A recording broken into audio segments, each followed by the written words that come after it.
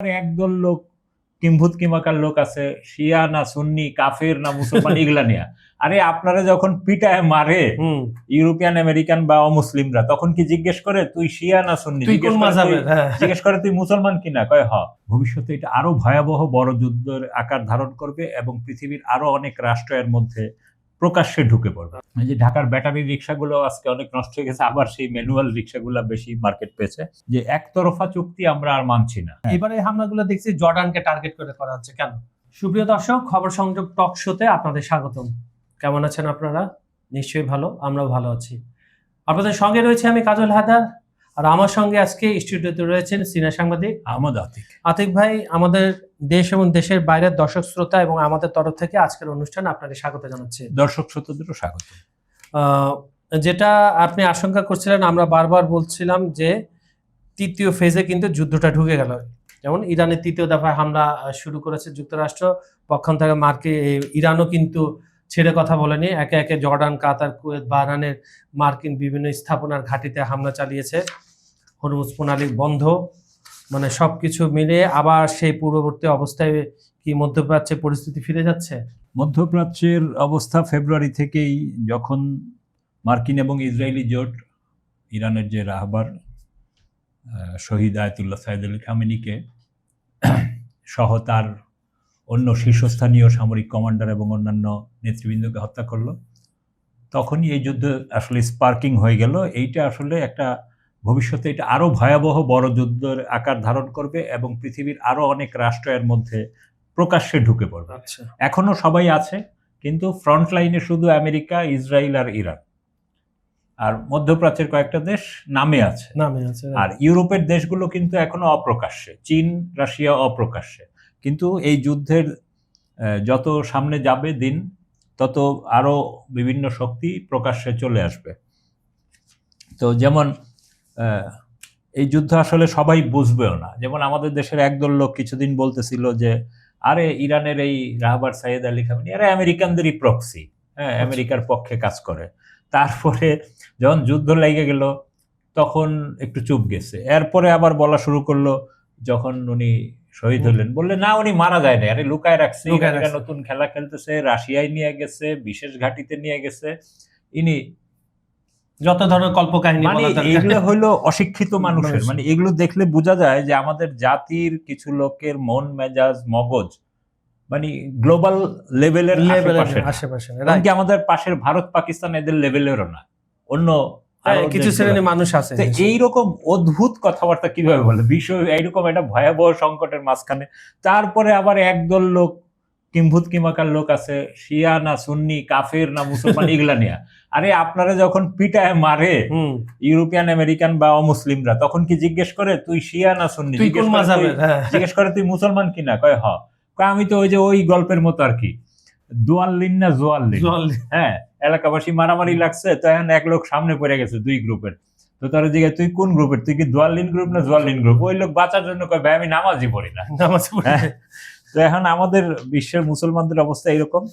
তো এই অবস্থার পরিপ্রেক্ষিতেই ইরান কিন্তু একটা মার্কিন যুক্তরাষ্ট্রের সাথে একটা সমঝোতা মধ্যে ছিল পাকিস্তান এবং কাতারের মধ্যস্থতায়, যে অন্তত 2 মাস এক পক্ষ আরেক পক্ষকে কোনো আক্রমণ করবে না এবং এই চুক্তির ধারাগুলো 14টা যে ধারা, এগুলো মেনে চলবে। এবং এই চুক্তির 14 নম্বর ধারার যে 5 নম্বর পয়েন্টে একদম সুস্পষ্ট উল্লেখ আছে যে হরমুজ প্রণালী দিয়ে এই জাহাজগুলা যাবে, তারা এই মুহূর্তে কোনো টোল দিবে না, কিন্তু ইরানের যে আপনার প্রাকৃতিক মানে আপনার যে পরিবেশ নষ্ট করতেছেন, তেল পড়তেছে, পরিবেশ ফি ওগুলো দিতে হবে। দেখেন এগুলো না দিয়েই আমেরিকা কিন্তু বারবার চেষ্টা করতেছে, মানে যখন চুক্তিটা করে ফেলছে তাদের আর কোনো উপায় ছিল না, কারণ আমেরিকানদের এবং তার পক্ষের লোকদের কাছে মাত্র 15 দিনের তেল রিজার্ভ মজুদ ছিল এবং সারা পৃথিবী একটা ভয়াবহ জায়গায় পৌঁছে গেছিল এবং সারা পৃথিবীর প্রেসারের চোটে কিন্তু আমেরিকা এই চুক্তি করতে বাধ্য হয়েছে। এটা কিন্তু আমাদের কথা না, খোদ প্রেসিডেন্ট নিজেই কথা বলছে, মার্কিন সংবাদ মাধ্যমে এগুলো ট্রাম্প নিজেই বলছে। হ্যাঁ, তো এই যখন অবস্থা, এইটা থেকে তারা ভাবছিল যে ইরানের সাথে একটা চুক্তি করলে হরমুজ দিয়ে সমানে আবার তেল নিয়ে আমরা সুপার স্টক করুম 60 দিনের মধ্যে, এরপর আবার যুদ্ধ শুরু করুম। কিন্তু তাদের আশার ঘুরে বেলা ইরান বলছে যে সিস্টেম মেনে চলতে হবে, আমাদেরকে আগে মেইল করবা বা আমাদের ওয়েবসাইটে ঢুকবা, আবেদন করবা, তোমাদের ডাটা দিবা কোন দেশের কি, এরপরে আমি যে টাইম দিব ওই টাইমের মধ্যে ওই এলাকা দিয়ে যেতে হবে। তো তো তারা এগুলা না মেনে আমেরিকানরা করে কি, তাদেরই মালিকানাধীন বা মধ্যপ্রাচ্যের দেশগুলোর মালিকানাধীন, মানে অন্য দেশই না কিন্তু আরবদের মালিকানাধীন দুই একটা জাহাজে প্রায় করে কি ওই জায়গাতে ঢুকায়, অন্য দেশে একটা ফ্ল্যাগ লাগায় ওমানের ওই সাইড দিয়ে যাওয়ার চেষ্টা করে, এবং ওই সাইডটা কিন্তু নাব্যতাও কম, কম, যার ফলে আর ইরানের চোখ এড়ায় ওই জায়গা দিয়ে কারো বের হওয়া সম্ভব না। তখন জায়গাটা ইরান ছোট, হ্যাঁ 25 কিলোমিটার মাত্র, হ্যাঁ, তো এখন ইরান বাধ্য হয়ে তখন এই সিস্টেমে আনার জন্য তাদেরকে একটু ড্রোন দিয়ে আঘাত করে, মানে এতে কিন্তু জাহাজ ধ্বংস হয়ে তেল সাগরে পড়তেছে না, মানে জাস্ট যাত্রাটাকে থামিয়ে দেয়। হ্যাঁ। তো এইরকম গত পরশুদিনও আরেকটা এরকম জাহাজ সর্বশেষ পাঠিয়েছিল, তখন ইরান আবার সেটাতে তাদের ড্রোন বা কোনো কিছু দিয়ে এটাকে হামলা করে, এতে জাহাজটির ইঞ্জিন ক্ষতিগ্রস্ত হয় এবং জাহাজের এক পাশে আগুন ধরে যায়, এবং নাবিকদের কয়েকজন মনে নিখোঁজ, সর্বশেষ একজন নিখোঁজের কথা জানা গেছে, এবং ভারত বলছে যে এই জাহাজটা তার। আচ্ছা, হ্যাঁ, তো এই অবস্থায় তখন আবার আমেরিকানরা তো উসিলা খুঁজতেই থাকে, তো তারা ধরেন গতকাল রাত থেকে আজকে ভোর না এখনো মানে থেমে হ্যাঁ বিভিন্ন জায়গায় ইরানের, কখনো আল জাজিরা এবং সিএনএন-এ দেখলাম প্রায় 140টা লক্ষ্যবস্তুতে ইরানের বিভিন্ন জায়গায় হামলা করছে। পাল্টা ইরানও কিন্তু ঠিক একইভাবে চলে এসেছে, তারাও কিন্তু বদলা নেওয়া শুরু করেছে, কারণ তারা যুদ্ধ বলছে না, বলছে যে আমাদের যেগুলো হামলা করছে আমরা এটা কাউন্টার দিতেছি, এবং তারাও দেখেন আবার নতুন করে 4টি দেশে একসাথে, জর্ডান, কাতার, কুয়েত এবং বাহরাইনে, 5টি দেশ, জর্ডান, কাতার, কুয়েত, বাহরাইন এবং আরব আমিরাত, 5টি দেশে একযোগে ইরানও হামলা চালাচ্ছে। তো এই হামলা কিন্তু যুদ্ধটাকে আবারও ভিন্ন মাত্রার দিকে নিয়ে যেতে, এবং ইরানিরা দাবি করেছে যে জর্ডানের যে ওখানে মার্কিন সেই ঘাঁটিতে আপনার মার্কিনীদের বিভিন্ন বিমান, এবং জর্ডানের মুয়াফফাক বিমান ঘাঁটি আর কি, হ্যাঁ, তো সেই ঘাঁটিতে এবং এইসব দেশ কাতার, বাহরাইন, আরব আমিরাত এবং কি ওমান, এইসব জায়গায় ইরান হামলা চালিয়েছে। বিশেষ করে ওমানে যেই জায়গায় ওই যে মার্কিন যে বিমানবাহী রণতরীগুলো সাগরের আশেপাশে থাকে, তারা লজিস্টিক সাপোর্ট নেয় ওমানের বন্দর থেকে, কারণ ওইটা সবচেয়ে কাছে। তো সেই ওমানের বন্দরও তাদের যে লজিস্টিক এবং জ্বালানি নেয়, এইটাকেও আপনার এটা দুকম বন্দর বলে আর কি। তো ইরান এইখানেও হামলা চালিয়েছে, হ্যাঁ, এবং ওই যে ওমানে যে গতকাল মার্কিনের এসেছিল আলোচনার জন্য ওমানের সাথে কিভাবে ইউজ করা যায়, সেটাও ব্যর্থ হয়েছে, আমেরিকানরা ফেরত গেছে। তো এই অবস্থায় ইরান বলেছে যে তাদের কাদর, ইমাদ, খাইবার শেকান, ফাতে 110, জুলফিকার সহ এই ধরনের নানান ধরনের ব্যালিস্টিক ক্ষেপণাস্ত্র ইউজ করেছে। আর একই সাথে এই হামলার কারণে আপনার ইরানের যে বাকের কালিবফ স্পিকার এবং সেনাবাহিনীর মুখপাত্র জেনারেল আকরামি নিয়া, এরা দুইজনের বক্তব্যই প্রায় একরকম। বক্তব্যটা এরকম যে একতরফা চুক্তি আমরা আর মানছি না, হয় তোমরা চুক্তির সব ধারাগুলো মেনে চলো, নয় এর মূল্য পরিশোধ করো। তার মানে আপনি যা বুঝার এতে বুঝে নেন যে কি হবে। আর এদিকে একটা ওই যে আমাদের দেশের মতোই আমরা যেমন ছোটবেলায় এই যে আজকে যেমন সারা বাংলাদেশে বৃষ্টির কারণে সারা দেশগুলো জলাবদ্ধতা, পানিবদ্ধতা যেটাই বলি, মানুষজন মুভমেন্ট করে নাই, ঢাকা মেডিকেলেও 20% রোগী কমে গেছে এই পানির কারণে, এবং মানুষের ব্যাংকিং ট্যাঙ্কিং সব স্থবির হয়ে গেছিল আজকে, এবং এই যে ঢাকার ব্যাটারি রিক্সাগুলো আজকে অনেক নষ্ট হয়ে গেছে, আবার সেই ম্যানুয়াল রিক্সাগুলো বেশি মার্কেট পেয়েছে। তো এইরকমই আমরা যেমন ছোটবেলায় চিন্তা করতাম যে আজকে এই ঝামেলা হলে স্কুলটা একদিন বন্ধ থাকতো, আমাদের খুব মজা।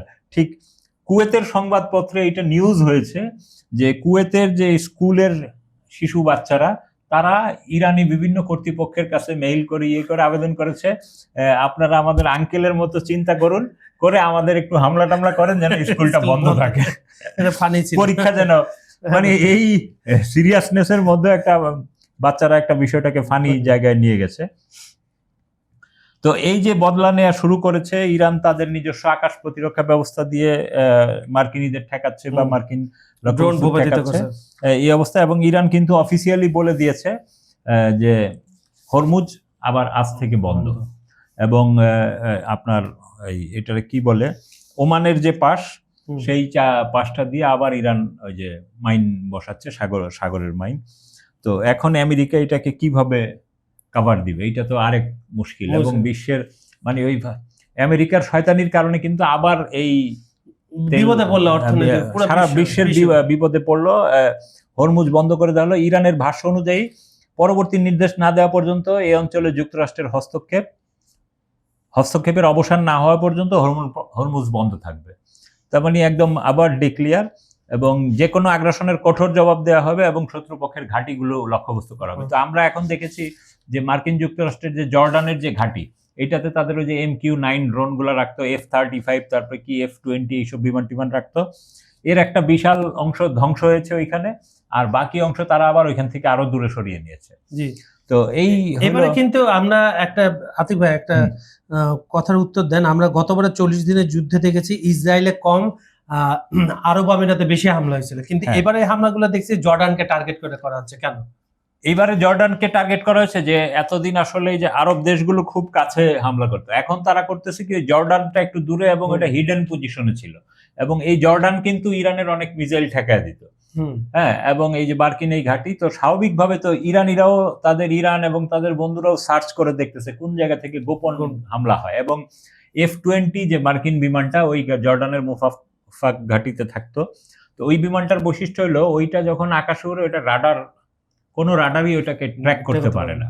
হ্যাঁ, ওটা বিশেষভাবে তৈরি এবং ওইটা বিশেষভাবেই তারা ব্যবহার করতো। তো এখন ওরা যখন দেখেছে F-20ও কিন্তু ইরানে F-22 হ্যাঁ 22 বা 20 ফালিয়েছে সম্ভবত, মানে মার্কিন সব ধরনের বিমানকেই ইরানিরা ট্র্যাক করতে পারছে। সম্ভবত F-20টা একটু এখনো গ্যাপে ছিল, তো ওই ঘাঁটিটা F-20 রাখা ছিল সেই ঘাঁটিটা। আচ্ছা, তো এখন ইরানিরা এই কারণে ওই F-20 সহ ওই ঘাঁটিটাকে ডিসেবল করেছে, এবং ওই ঘাঁটির যে প্যাট্রিয়ট রাডার সিস্টেম এবং অন্যান্য কিছু সেগুলো ধ্বংস করে দিয়েছে।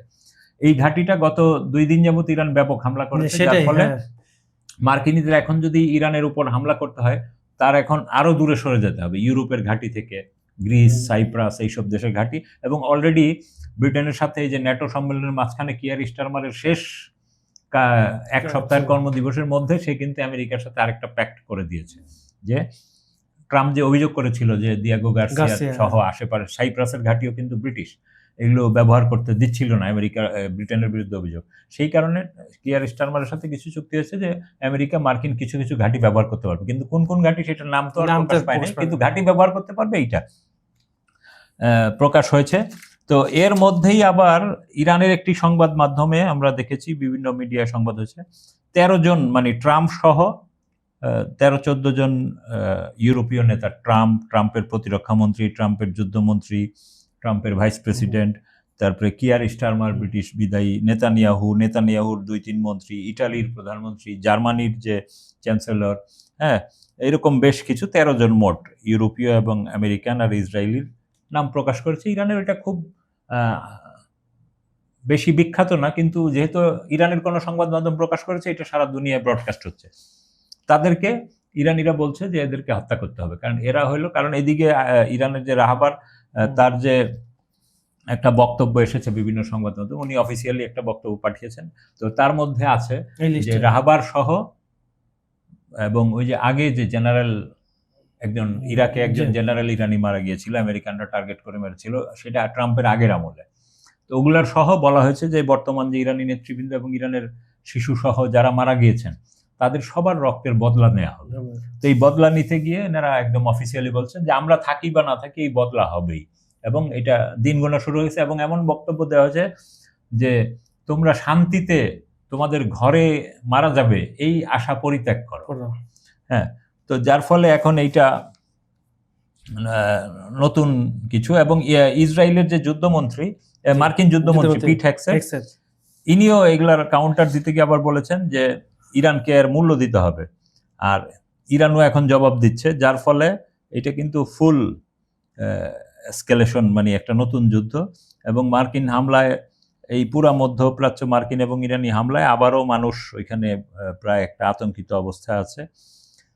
আর কারণ ওই সাইরেনটা থেমে গেছিল, এখন থেকে সাইরেনগুলো কিন্তু থেকে সাইরেন বাজছে। আর এর মধ্যে আপনি আবার একটা জানেন যে মার্কিন যে রিপাবলিকান পার্টির যে সিনেটর লিন্ডসে গ্রাহাম, তিনি 11 তারিখ মারা গেছেন। সাউথ ক্যারোলিনার উনি ট্রাম্পের খুব ঘনিষ্ঠ ছিলেন। শুধু ট্রাম্পের ঘনিষ্ঠ না, সে নেতানিয়াহুর ঘনিষ্ঠ, এবং মধ্যপ্রাচ্যের যত যুদ্ধের নায়ক সে ইসরায়েলের খুবই ঘনিষ্ঠ, এবং ইরানের বিরুদ্ধে যত অবরোধের প্ল্যানার সে, এবং ফিলিস্তিনিদের উপর যত হামলা, আগ্রাসন এবং ফিলিস্তিনি ভূমি দখল, জবরদখল, সবকিছুর মূল নাটের গুরু হলো এই লোক। এবং এই মারা যাওয়ার ফলে মার্কিন যুক্তরাষ্ট্রে ইসরায়েলি লবির মধ্যে একটা সমস্যা তৈরি হলো। তাদের মেইন কারণ, সে ট্রাম্পের ঘনিষ্ঠ ছিল প্রেসিডেন্টের, সে সবাইকে বুঝিয়ে সুঝিয়ে এইরকম কাজগুলো অপকর্মগুলো করাতে পারতো। তো এই লোকটি মারা যাওয়ার ফলে হয়তো এখন একটু ঝামেলার মধ্যেই মার্কিনীরা পড়বে। কিন্তু কেউ তো ফিল ইন দ্য গ্যাপ করবেই, কারণ ফিল ইন দ্য গ্যাপ করবে, কিন্তু কখনো মনে করবে না একজনের বিকল্প কিন্তু আরেকজন হতে পারে হয় না, সেটাই। আর এই মুহূর্তে মানে মার্কিনীদের এই ঘাটতি দেখা যাচ্ছে যে আপনার এটা টের পাবেন যে ইসলামাবাদে যখন শান্তি আলোচনায় বসলো, সরাসরি মুখোমুখি যখন হলো, তখন আমেরিকান এই যে ভাইস প্রেসিডেন্ট বলেন, আমেরিকার যুদ্ধমন্ত্রী বলেন, এরা অনেকে নিউক্লিয়ারের বিষয়ে বুঝতেই ছিল না, বরং ইরানি পক্ষ পরে তাদেরকে বুঝাইছে যে এইটা এইরকম, এটা এইরকম, এটা এইরকম, তোমরা এইভাবে এইভাবে চিন্তা করো। তো এই হলো অবস্থা। আবার ওইদিকে আপনার যে পশ্চিম তীর এবং জেরুজালেম, ওই এলাকায় মার্কিন ডেমোক্রেট আইন প্রণেতা রো খান্না, মানবাধিকার বিষয়ক একটা সংস্থার পক্ষ থেকে ওখানে সফরে গিয়েছিলেন।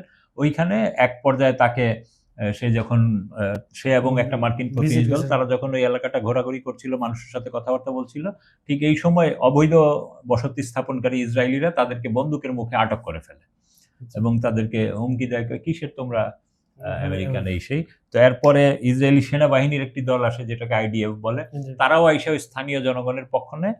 পরে পুলিশ খবর পেয়ে এসে পুলিশের কয়েক কর্মকর্তা তাৎক্ষণিক, তারা তখন আমেরিকান দূতাবাসেও যোগাযোগ করার চেষ্টা করছিল, এই সময় এসে কয়েকজন পুলিশ বিষয়টায় হস্তক্ষেপ করে, পুলিশ কর্মকর্তা।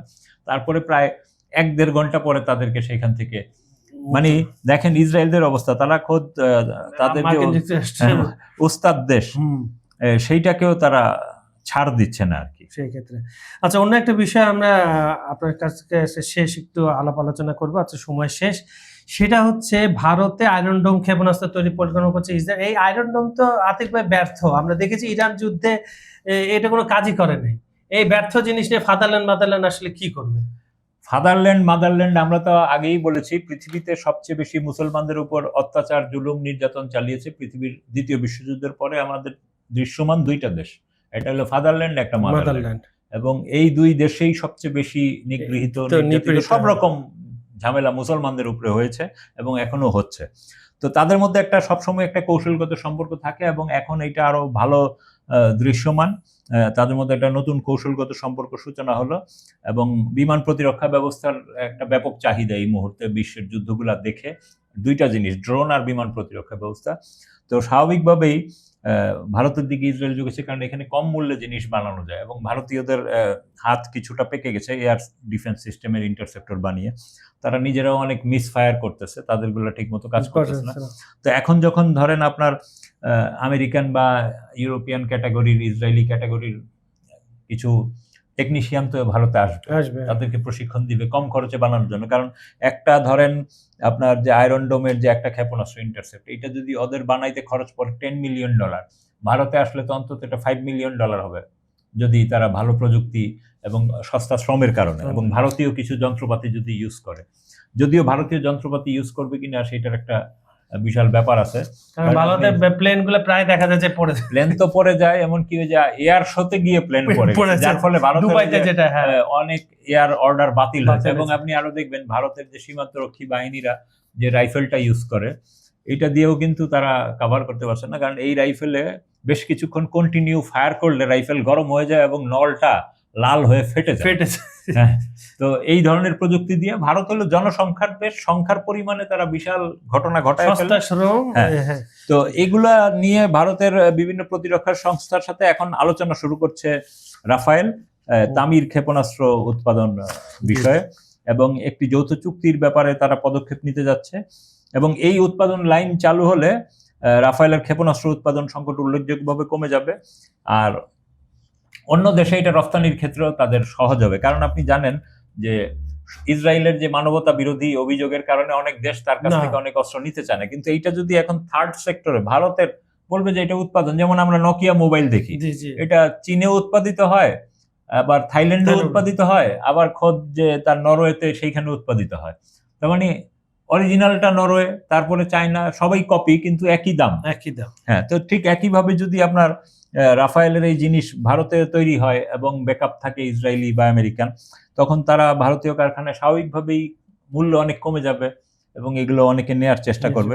এখন ইরানের সাথে ইসরায়েলের এবং ফিলিস্তিনিদের এবং লেবাননের, ইয়েমেনের প্রতিরোধ যোদ্ধাদের এই হামলার ফলে আয়রন ডোমের অবস্থা মানুষ দেখেছে। দেখেছে। এটা দেখার পরেও কেউ কিনবে কিনা সেইটা আরেক প্রশ্ন। আরেকটা প্রশ্ন। আর এটা যদি হয় তাহলে এই চুক্তিটি চূড়ান্ত ধাপ নিলে নরেন্দ্র মোদীর যে মেক ইন ইন্ডিয়া যে একটা স্লোগান জি। আছে সেইটার পক্ষে সে একটু আরো ভালো প্রচারণা চালাতে পারবে এবং সে আরো নির্ভরযোগ্য এবং বিশ্বস্ত প্রতিরক্ষা সহযোগী হিসাবে আবির্ভূত হবে। সেই ক্ষেত্রে তখন দেখা যাবে যে রাশিয়ানদের ভূমিকা, কারণ ইন্ডিয়া কিন্তু আপনি দেখবেন খুব ব্যালেন্স করে রাশিয়া এবং আমেরিকার সাথে, দুই দেশের সাথেই সম্পর্ক রাখে। হ্যাঁ, আবার দুই দেশের প্রযুক্তি হিসেবে ব্যবহার করে, আবার উল্টা দিকে ওই দুই দেশও পাকিস্তানকেও দেখা গেছে একই ধরনের প্রযুক্তি দেয়। তো এই জায়গাটায় তখন একটা নতুন কারণ সমীকরণ। ইন্ডিয়া সামরিকের 75% কিন্তু রাশিয়ার উপরে নির্ভরশীল। হ্যাঁ হ্যাঁ, সামরিক খাত। তো এগুলা তখন নতুন করে আবার হয়তো ওইসব দেশগুলা ভাববে এবং পরবর্তী প্রজন্মের এইসব সামরিক প্রযুক্তির সহ উন্নয়নে, বিশেষ করে সংঘাত জাতীয় নিরাপত্তা তীব্র সংকটের সময় ইউরোপিয়ানদের বা ইসরায়েলিদের এগুলো ইন্টারসেপ্টর বা এই ধরনের যুদ্ধাস্ত্র জরুরি হয়ে পড়ে। তখন তারা সস্তায় একটা যদি প্রোডাকশন লাইন তৈরি করতে পারে, যেমন ইউক্রেন নিয়ে তারা ভাবছে, এখন ভারত নিয়ে ভাবতেছে। আপনি দেখেন মুসলিম বিরোধী শক্তিগুলা কিন্তু ধীরে ধীরে তার খোলস থেকে বেরিয়ে আসতেছে, তার চরিত্র প্রকাশ করে দিচ্ছে। তো এই প্রকাশের ফলে কি হয় দেখা যায়। এছাড়া আপনার ওই যে গত বছরও মার্কিন একটা সংস্থা আছে রেইথিয়নের সাথে যৌথ অংশীদারিত্বে যুক্তরাষ্ট্রের ক্ষেপণাস্ত্র ভারতীয়রা উৎপাদনের চেষ্টা করছে। রাফায়েল এইটা এই মুহূর্তে উত্তর ইসরায়েলের একটি কারখানায় তৈরি করে আর কি। তো ইসরায়েলের বাইরে ভারতে এই উদ্যোগ তাদের সক্ষমতা আরো বাড়াবে। আর ইসরায়েলের আরেকটি শীর্ষস্থানীয় প্রতিরক্ষা প্রস্তুতকারক সংস্থা এলবিট সিস্টেমস লিমিটেড, তারা ইতিমধ্যে ভারতের হারমিস 900 এবং হারমিস 450 ড্রোনের কার্যক্রম শুরু করেছে। আপনি দেখবেন যে ফেব্রুয়ারিতে যখন ইরান যুদ্ধ শুরু হলো, ইরানের সাথে ইসরায়েল আমেরিকা, তখন হঠাৎ করেই কিন্তু দিল্লির পাশে একটা কারখানায় বিশাল বিস্ফোরণ হলো, সামরিক কারখানায়। সেইটা তখন তারা চেপে গেছিল এবং মিডিয়ায় খুব, ভারতের মিডিয়ায় কোনো কথা বলে না। এইটা কিন্তু ইসরায়েলিদের প্রোডাকশন লাইন এখানে, এবং ইরান কিন্তু তখন বলেছিল যে ভারতে কিন্তু ইসরায়েলি কারখানা আছে। হ্যাঁ, তো সেইটা এখন আবার নতুন করে অফিসিয়ালি সামনে আসতেছে। তো এগুলার পরে দেখা যায়, এগুলা সামনে যাতে সময় যাবে আরো দেখা যাবে। আরেকটা ছোট ইনফরমেশন দেই, এই যে ইরানে যে এখনো বিভিন্ন দেশের কূটনীতিকরা এবং প্রতিনিধিরা অবস্থান করছে, সেখানে বাংলাদেশিরাও ছিলেন, অনেকে চলে এসেছেন। তার মধ্যে একটা মজার ব্যাপার হলো আমাদের যে স্পিকার মেজর হাফিজ, উনি 69 সালে বলছেন যে উনি 1969-এ পাকিস্তানের জাতীয় ফুটবল দল হয়ে রেজা শাহ পাহলভীর আমলে ইরান গিয়েছিলেন, আর দ্বিতীয়বার এখন গেলেন এতদিন পরে। তো দুইটাই তার কাছে গেল যে আমার দেখা দুই রকম ইরান। আর বাংলাদেশি যে প্রতিনিধি দল ইরানে গেছে, এদের অধিকাংশই কিন্তু রাহাবার সাইদ আলী খামেনির জানাজায় অংশ নেয়নি। শুধু জানাজায় অংশ নিয়েছে ওই যে কি পাটোয়ারি আর ওই যে হানজালা, এই দুইজন। তাও তারা কোমের জানাজায় অংশ নিয়েছে, তারা তেহরানে কিন্তু শ্রদ্ধা জানাতে গেছে, কিন্তু কেউ জানাজায় অংশ নেয়নি। আচ্ছা, ধন্যবাদ আতিক ভাই আপনাকে। খুব সুন্দর করে প্রতিটা বিষয় আছে দর্শকদের বুঝিয়ে দিয়েছেন এবং দর্শকরা আশা করি বিষয়গুলো বুঝেছেন। না বুঝলে আমাদেরকে জানাবেন, আমরা সেইভাবে আবার চেষ্টা করব। আমাদের ভিডিওগুলো সম্পূর্ণ দেখে লাইক, শেয়ার ও কমেন্ট করবেন। পৃথিবীর কোন প্রান্ত থেকে আমাদের অনুষ্ঠানগুলো আপনারা উপভোগ করেন সেটাও লিখে পাঠান। আন্তর্জাতিক যে কোনো বিষয় আপনারা যদি জানতে চান, আমাদের ইমেল করেন, আমাদের কমেন্টে লেখেন, আমরা সেই বিষয়ে আলাপ আলোচনা করব। বিজ্ঞাপন প্রমোশনের জন্য ডেসক্রিপশনে কিছু নাম্বার দেওয়া আছে, সেখানে আপনারা যোগাযোগ করতে পারেন। এই বলে আজকের মতো অনুষ্ঠানটা এখানে শেষ করছি। সবাই ভালো থাকবেন, সুস্থ থাকবেন। আগামীকাল দেখা হবে একই সময় একই চ্যানেলে। আল্লাহ হাফেজ।